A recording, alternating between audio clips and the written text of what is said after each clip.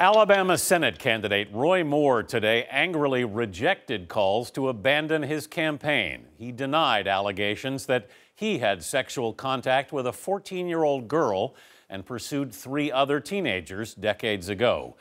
Reid reports tonight from Alabama. These allegations are completely false and misleading. Roy Moore gave his side of the story today on Sean Hannity's radio show. I believe they're politically motivated.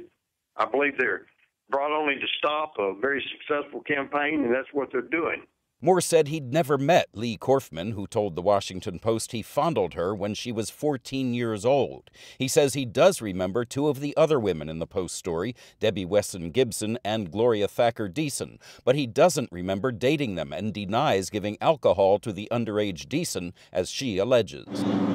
In Gadsden, Alabama, where Moore allegedly met the teenage girls nearly 4 decades ago, reactions to the Post story are all over the map. Madison Cannon summed up her feelings in a word. Disgusting.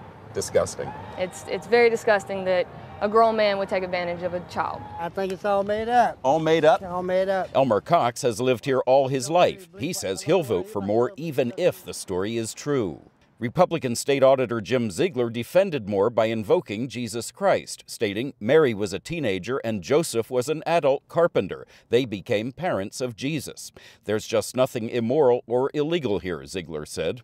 Republican State Representative Ed Henry criticized Moore's accusers, telling an Alabama newspaper, if they believe this man is predatory, they are guilty of allowing him to exist for 40 years. I think someone should prosecute and go after them. President Trump was less forgiving of Moore. White House Press Secretary Sarah Sanders spoke for him while traveling in Asia. That if these allegations are true, Judge Moore will do the right thing and step aside. Most top Republicans in the Senate agree, and the Republican Senate Campaign Committee today stopped raising money for Moore.